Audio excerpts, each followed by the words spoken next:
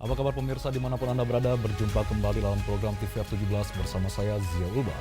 Tepat pukul 17 waktu Indonesia Barat, kami hadirkan kepada Anda sejumlah informasi paling baru dan menarik seputar kinerja dan kegiatan DPR RI yang telah disajikan oleh redaksi TVR Parlemen. Pemirsa TVR Parlemen, inilah TVR 17 selengkapnya.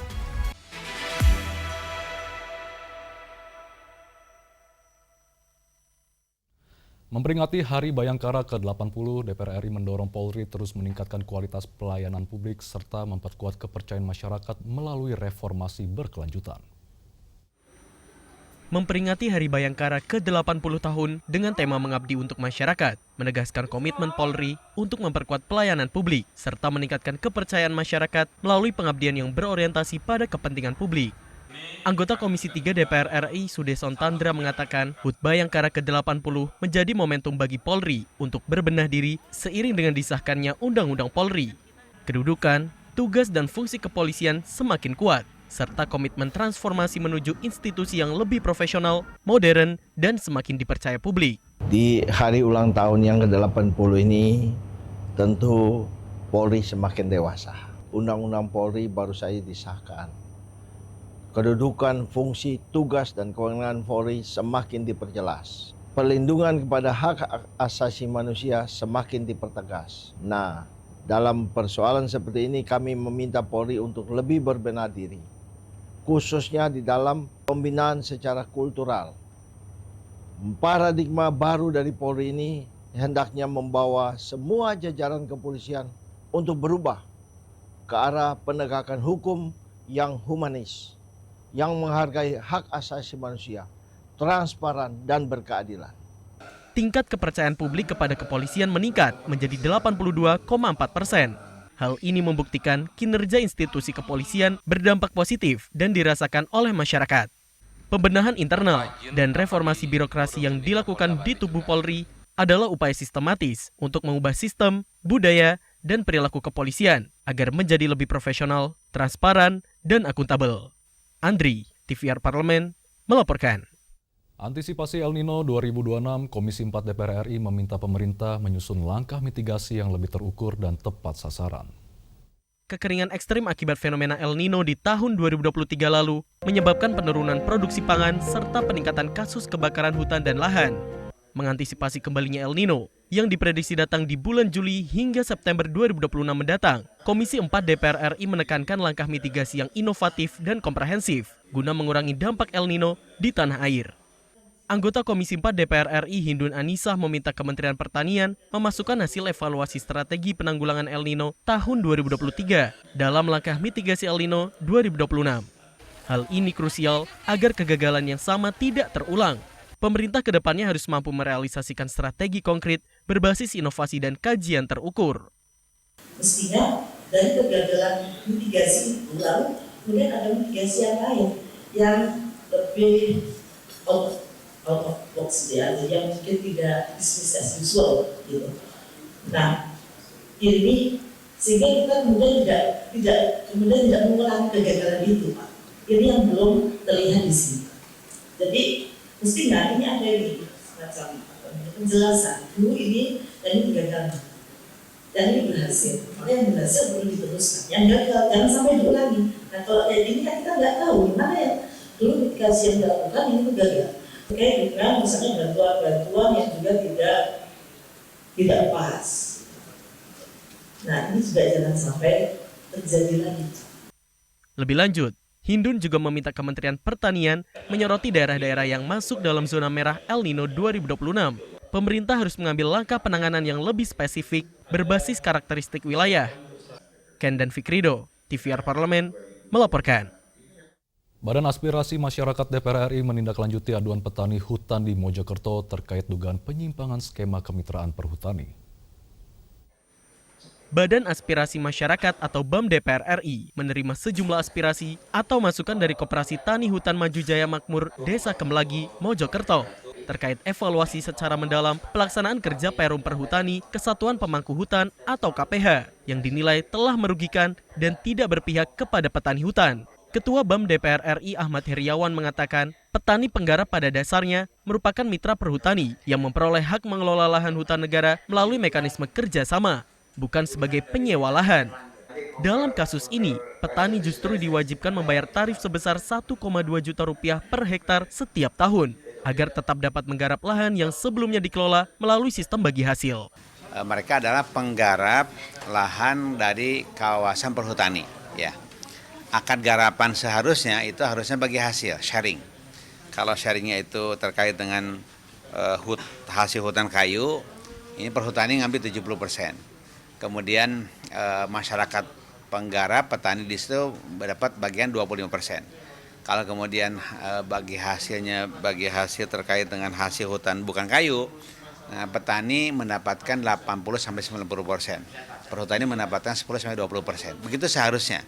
Mereka juga selain diberi garapan dengan sewa 1,2 juta per hektar per tahun, padahal harusnya sharing dengan persentase, mereka juga ternyata diminta untuk melakukan sebuah gerakan, sebuah kerja bakti, bahkan mungkin cenderung jadi kerja paksa. Selain berkoordinasi dengan komisi terkait yang membidangi kehutanan, BAM DPR RI juga akan turun langsung ke lapangan untuk memverifikasi kondisi yang dialami oleh para petani di Mojokerto. Bondan dan Mufid, TVR Parlemen, melaporkan.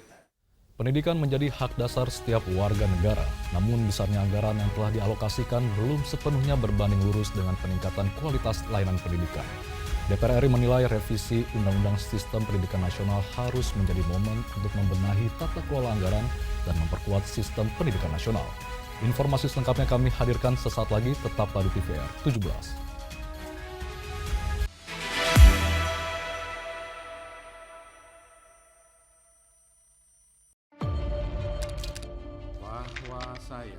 bahwa saya demi Allah saya bersumpah dan seadil-adilnya periode keanggotaan DPR RI hingga saat ini, yaitu terdapat 126 undang-undang yang telah selesai dibahas DPR RI.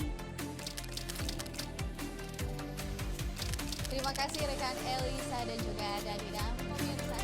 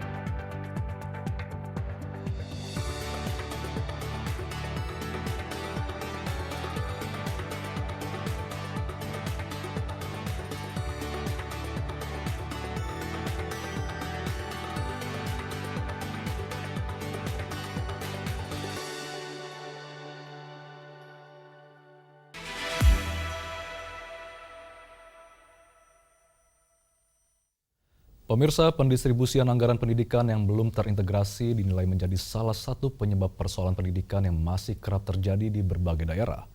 DPR RI terus menyerap aspirasi dari berbagai pemangku kepentingan agar revisi Undang-Undang Sisdiknas mampu menjawab tantangan pendidikan nasional di masa depan.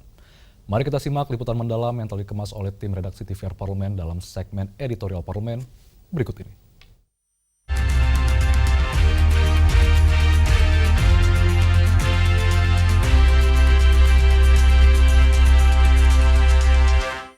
Pendidikan menjadi hak dasar setiap warga negara dan menentukan masa depan bangsa.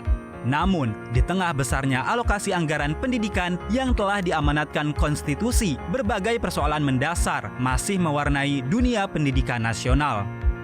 Revisi Undang-Undang Sistem Pendidikan Nasional kini menjadi momen penting untuk membenahi tata kelola anggaran, memperkuat sistem pendidikan, serta memastikan setiap anak Indonesia memperoleh hak pendidikan yang berkeadilan. Amanat konstitusi mewajibkan negara mengalokasikan 20% APBN dan APBD untuk pendidikan. Namun, besarnya anggaran belum sepenuhnya berbanding lurus dengan peningkatan kualitas layanan pendidikan. Masih terdapat kesenjangan akses, kesejahteraan guru, hingga ketersediaan sarana belajar di berbagai daerah. Anggota Komisi 10 DPR RI, Habib Syarif Muhammad menilai, definisi dan pengelolaan anggaran pendidikan dalam revisi Undang-Undang Sisdiknas perlu diperjelas.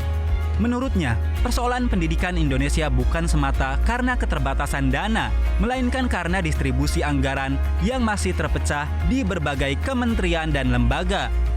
Apakah pendidikan sekarang ini sudah adil untuk masyarakat? Tadi saya jawab, belum. Jauh daripada adil. Masih sangat banyak masyarakat kita yang belum bisa mendapatkan haknya dengan baik. Padahal ini sudah dijamin, jelas-jelas dijamin dalam Undang-Undang Dasar 45. Bahwa di pasal 31 kita mengetahui salah satu poin amandemen Undang-Undang tahun 98 sampai 2003 adalah dicantumkannya mandatory spending 20% untuk pendidikan. Namun kita sayangkan bahwa pendistribusian dari angka yang 20% sementara ini masih sering tidak jelas. Masih sangat banyak kementerian dan lembaga, hampir 23 kementerian dan lembaga di luar Kementerian Pendidikan yang masih menggunakan dana tersebut dengan label fungsi pendidikan. Nah, artinya itu kita tidak akan pernah selesai. Untuk pendidikan di Indonesia bukan berarti tidak ada dana, tapi adanya kesalahan struktur arsitek pendistribusian uang yang sementara ini sangat terfragmentaris, sangat terbagi-bagi. Menurut Habib, pendistribusian anggaran yang belum terintegrasi menyebabkan berbagai masalah pendidikan belum tertangani secara optimal. Mulai dari rendahnya kesejahteraan guru, keterbatasan layanan di wilayah tertinggal, terdepan, dan terluar, hingga perbedaan kebijakan dalam sistem penerimaan murid baru di berbagai daerah.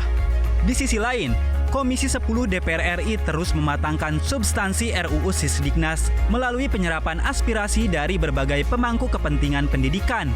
Penyusunan RUU ini diarahkan menggunakan pendekatan kodifikasi, yaitu mengintegrasikan 3 undang-undang yang selama ini menjadi landasan sistem pendidikan nasional. Untuk menjaring sebanyak mungkin masukan dari berbagai pihak, masukan dari para pemangku pendidikan, masukan dari para pelaku pendidikan. Nah, tentu saja kita berharap Undang-Undang Sisdiknas yang akan kita rumuskan adalah undang-undang yang mempunyai daya pakai yang jauh. Tidak hanya untuk 10-20 tahun, tetapi ya mudah-mudahan untuk 30-40 tahun. Melalui pendekatan tersebut, DPR berharap RUU Sisdiknas tidak hanya menyatukan berbagai regulasi, tetapi juga menjadi landasan kebijakan pendidikan yang lebih adaptif terhadap perkembangan zaman. Sistem pendidikan diharapkan mampu menjawab tantangan pembangunan sumber daya manusia sekaligus menyerap generasi Indonesia Emas 2045. Revisi Undang-Undang Sisdiknas menjadi peluang besar untuk membangun sistem pendidikan nasional yang lebih berkeadilan dan berkelanjutan. Tak hanya memastikan besarnya anggaran, tetapi juga menjamin setiap rupiah benar-benar memberikan manfaat bagi peserta didik, meningkatkan kesejahteraan guru, serta memperkuat kualitas sumber daya manusia Indonesia di masa depan.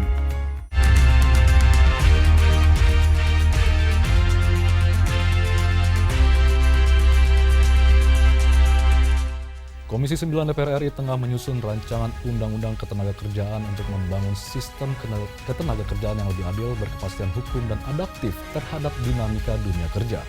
Informasi selengkapnya kami hadirkan usai jeda, tetaplah di TVR 17. Lagi-lagi dari masyarakat yang kalau saya baca di media sosial, ada keluhan dari mereka Pak terkait bagaimana tagihan siluman. Mereka merasa tidak menambah apapun, tapi ternyata tagihannya nih naik. Ini terkait dengan transparansi kan Pak? Silahkan masyarakat, kalau ada merasa kok jadi lebih mahal ya. Jadi punya hak bertanya, punya ruang lah. Ya, masyarakat silahkan. Jangan kemudian nerimo-nerimo saja, kalaupun toh memang secara fakta ada hal yang memang menjadi keraguan atas terjadinya kenaikan tagihan. PLN saya kira juga berkewajiban untuk melayani itu. Kenapa bukan negara Pak yang menanggung kompensasi? Biar PLN ini nggak keberatan gitu Pak menanggung kompensasi itu Pak. Pada waktu terjadi COVID itu, penggunaan BBM turun, tapi penggunaan listriknya meningkat. Nah itulah diberikan kompensasi. Dan sampai hari ini, konteks menjaga daya beli masyarakat tetap diberlakukan. Hanya di TVR Parlemen.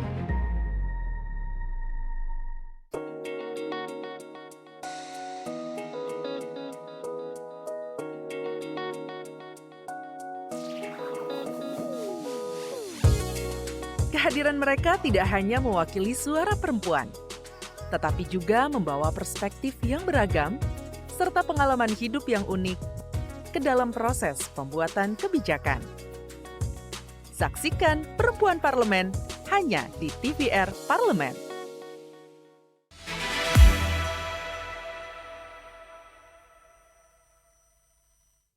Pemirsa, pembahasan rancangan Undang-Undang Ketenagakerjaan dilakukan dengan melibatkan pemerintah, serikat pekerja, dunia usaha, akademisi, serta berbagai pemangku kepentingan agar menghasilkan regulasi yang berimbang.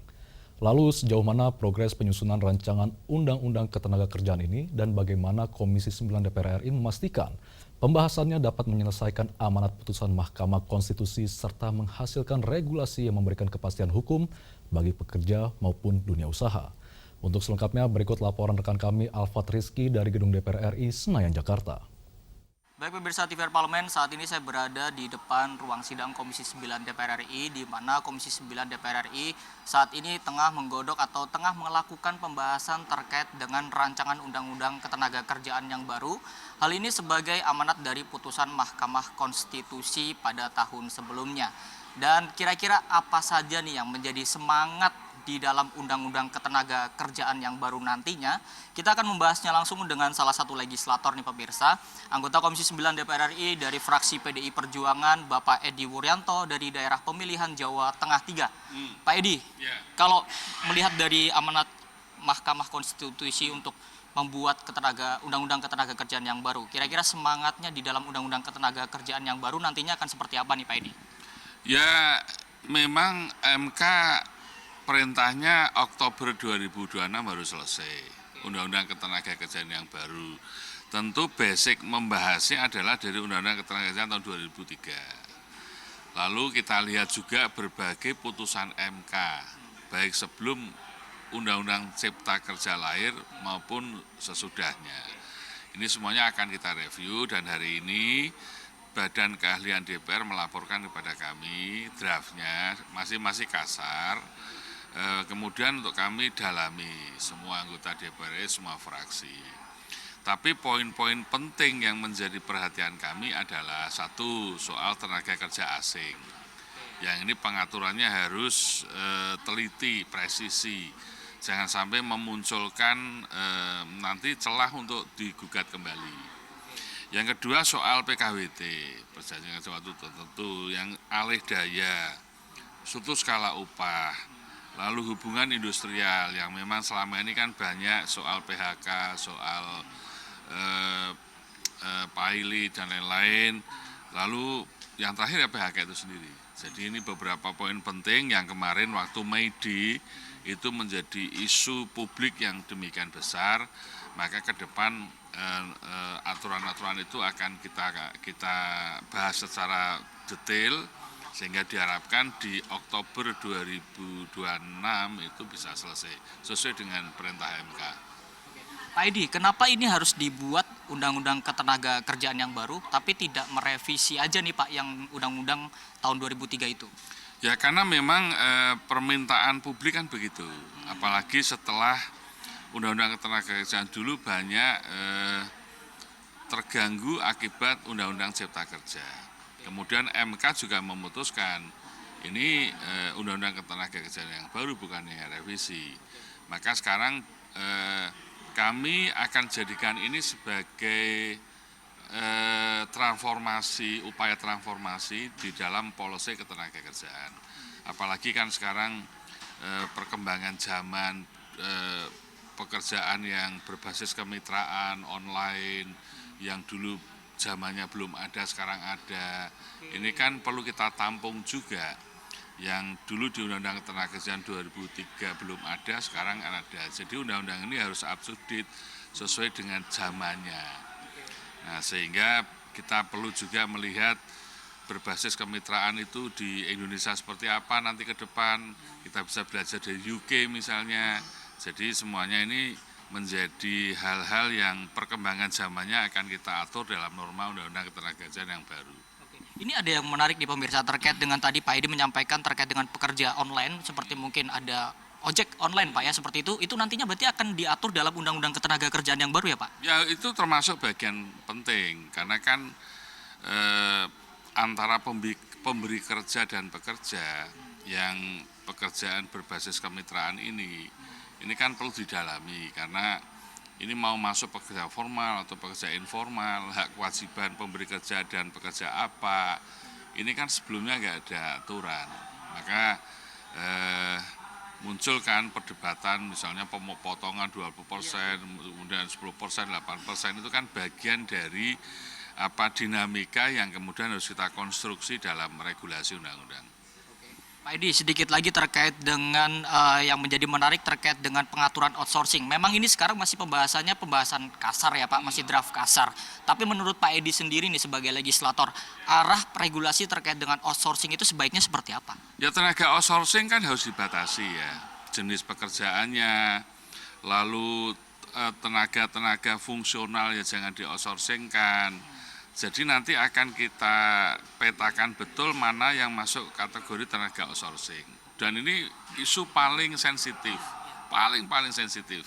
Karena di satu sisi kan juga tuntutan pemberi kerja itu ada fleksibilitas. Tapi dari si pekerja ada kepastian, dari si ketenagakerjaan. Nah, kami juga sudah sampaikan tadi di forum bahwa outsourcing itu menjadi norma yang paling sensitif.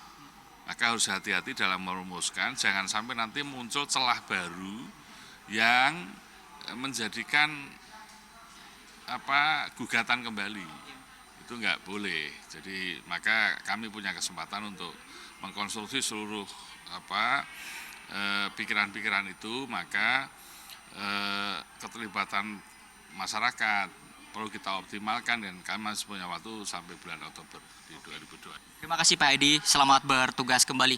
Dan pemirsa itulah wawancara saya dengan salah satu anggota Komisi 9 DPR RI Bapak Edi Wuryanto, di mana tadi Bapak Edi Wuryanto dan juga Komisi 9 berkomitmen untuk bisa terus optimis bahwa rancangan Undang-Undang Ketenagakerjaan yang baru ini bisa selesai pada tepat waktunya pada Oktober 2026.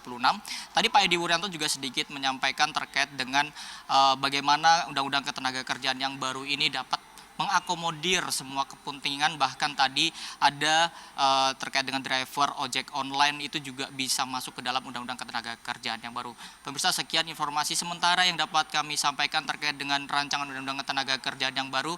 Saya Alfat Rizky, saya kembalikan ke studio. Selanjutnya pemirsa, apa saja yang menjadi sorotan di media online nasional pada hari ini? Usai jeda, tetaplah di TVR 17.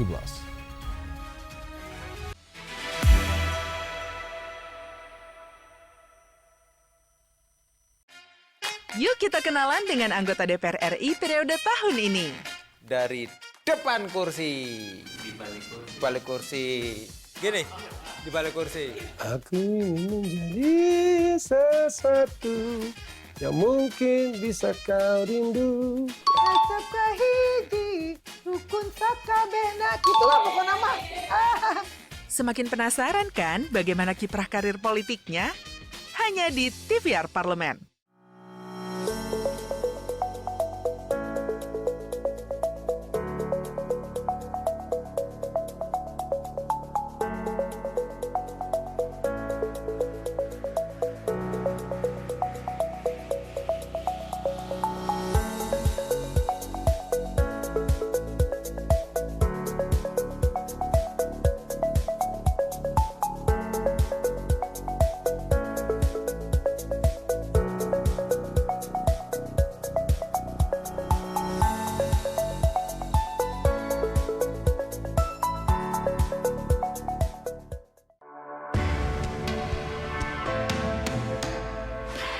Dari ruang sidang Senayan, Jakarta, menyajikan liputan langsung kinerja DPR RI.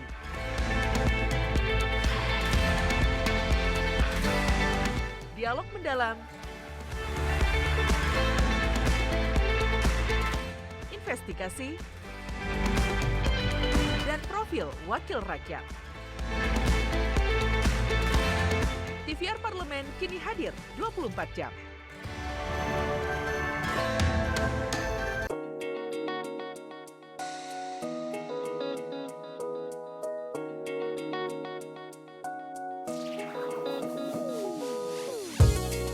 Kehadiran mereka tidak hanya mewakili suara perempuan, tetapi juga membawa perspektif yang beragam serta pengalaman hidup yang unik ke dalam proses pembuatan kebijakan. Saksikan Perempuan Parlemen hanya di TVR Parlemen.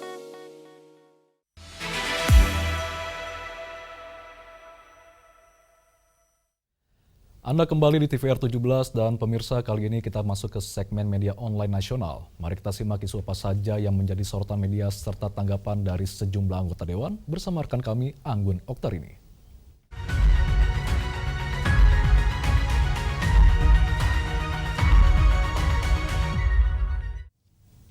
Terima kasih Zia dan halo apa kabar pemirsa. Kita akan membahas terkait dengan headline media online, yaitu pembahasan pertama.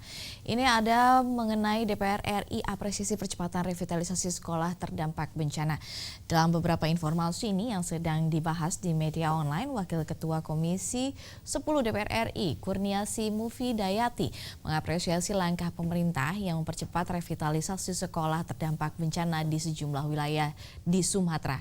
Menurutnya, percepatan perbaikan fasilitas pendidikan menjadi bukti komitmen pemerintah dalam menjamin keberlangsungan proses belajar mengajar serta memenuhi hak anak untuk mendapatkan pendidikan yang layak.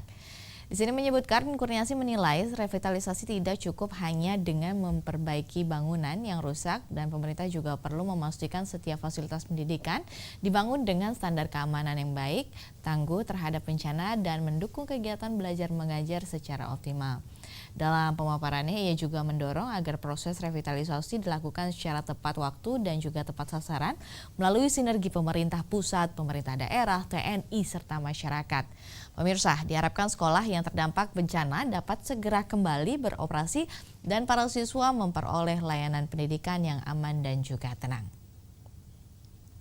Dan kita akan beralih ke berita selanjutnya yang menjadi headline di media online. Ini membahas mengenai kasus tuberkulosis di lapas dan rutan jadi alarm perbaikan layanan kesehatan warga binaan.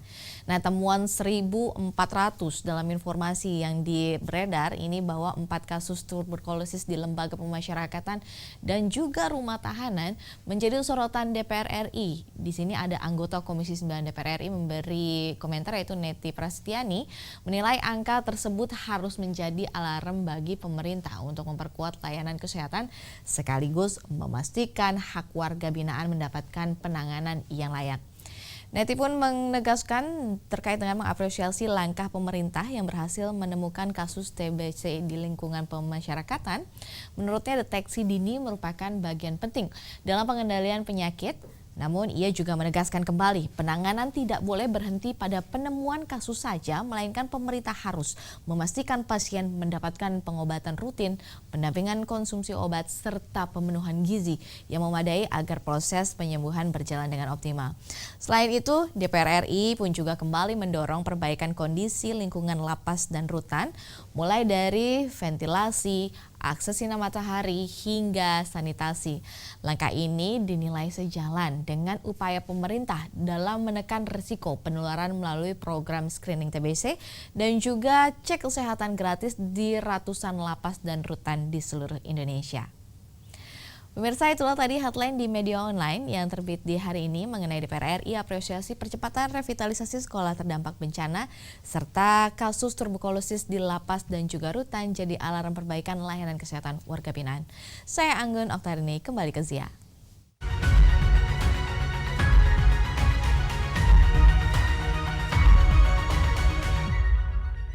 Baik, terima kasih rekan Anggun yang telah menyampaikan sejumlah update sorotan dari media online nasional pada hari ini. Dan pemirsa, segmen media online tadi sekaligus menutup program TVR 17 edisi sore hari ini. Saya Zia Ulbar beserta seluruh kru TVR Parlemen bertugas mengucapkan terima kasih dan pamit undur diri dari hadapan Anda. TVR Parlemen, referensi Indonesia.